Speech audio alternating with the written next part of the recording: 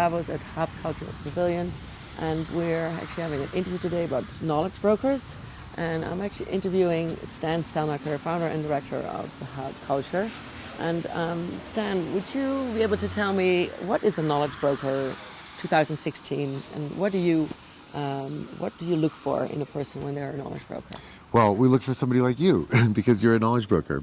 And knowledge brokers are a collection of people who are part of the Hub Culture community who have kind of upgraded access and upgraded privileges related to the way that Hub Culture functions as a community. Mm-hmm. So, we're a community organization, and we're very much about building worth for the community.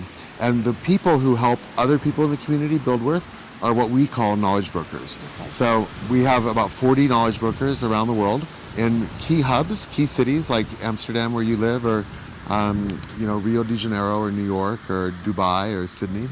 And these are a kind of special collection of people, and they work together to try to find deals and to leverage those deals between other members of the community. Okay. What kind of projects would you like to see come forth out of a Hub Culture Pavilion? Well, so the Hub Pavilions are the places that we create where knowledge brokers get to interact and work, but they're also kind of digital pavilions that provide some online tools and resources like wikis and folders and sharing, basically the ability to tag deals and to drive deals through the platform. So the goal is to be able to connect deals the way that other social networks connect people, right? But this is a really highly curated thing. You need a very social person like yourself who knows a lot of the right people and can actually kind of look broadly at something. So we often find that the best knowledge brokers are the kind of people who say, I'm always making this introduction and this introduction, and then they go away and do a deal, but I never quite have the right structure to be able to be involved in that deal or to monetize on that deal. So there's a set contract and a set of brokerage fees that come around that. So if it's something that the knowledge broker is doing specifically for Hub Culture, like maybe bringing a partner in or helping us grow Venn, they get a commission that's based off of the lifetime of that account. Right. So it's almost like a kind of investment brokerage model. But then on the other side, if they're connecting one deal to another deal where Hub Culture is not involved, but like let's say you have a stack of commodities and you need to try to sell those to another person, and you can actually broker that deal. We've done those types of knowledge deals before. Then that knowledge broker would take a little cut and on either side of the deal. Okay, all right.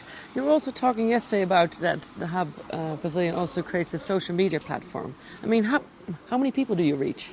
Well, we reach lots of people. We have close to 500,000 views on our YouTube channel, and we have 30,000 people who are members of Hub Culture who receive the content through hublive.tv and our social feeds, where we have, obviously Twitter and Facebook and Snapchat and Vine and various different social platforms.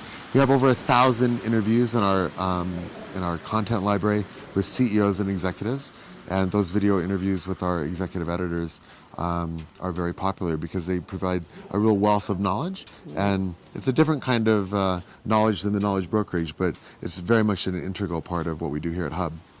What kind of events globally do you like to attend? Yeah, that's a good question. We like to be anywhere interesting and influential people are gathering. Right. And so it could be Art Basel, or it could be here at Davos at the World Economic Forum, or the COP events. But we also do a lot of smaller things like salon dinners, and we have a one-day conference called Liquidity, which is focused on financial technology. And we're working on lots of different ways to provide capabilities for our community to intersect in real life. For the knowledge brokers, we're really, for 2016, looking to do more with developing that special community and to enable them to be able to find value working with each other. Okay. I actually overheard you say yesterday to somebody else, Hub Culture is actually about raising awareness, raising consciousness. Is that, do you feel that that's what we've done here in Davos this year? Well, I think that we are doing that, and I think that it's always a subjective view about this idea. When you go to the homepage of Hub Culture, it says that we're a social collaboration platform, and our mission is to enhance and raise consciousness, collective consciousness. And that's not really a company goal. It's not a business to do that, but I think it's a very important part of our social mission as a community. At the end of the day, Hub does have a kind of company structure. It could be seen as a kind of social structure as well. But it's really a community organization. And The live experience combined with the digital experience is what we call humanizing digital. And it's very important that as the world faces so many challenges and problems that seem intractable, that there's a safe place for people to go where they can find other like-minded people who don't want to run from the problems and who don't want to ignore the problems, but who want to work together to try to solve the problems.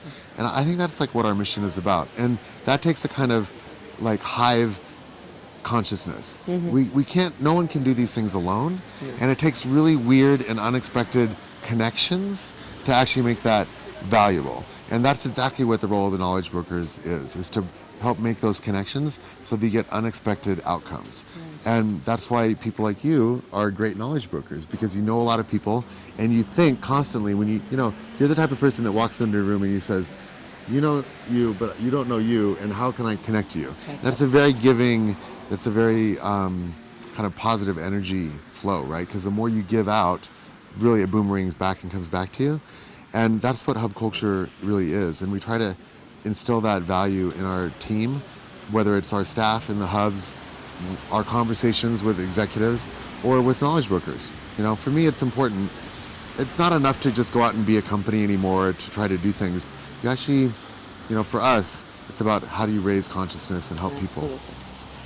Well, I'm very proud to be a knowledge broker for hub culture and to represent the Netherlands and to represent actually hub culture globally, because a lot of my clients and people that I know, they actually live all over the world, and the Netherlands has a lot of wonderful multinationals who really want to make a difference in the world.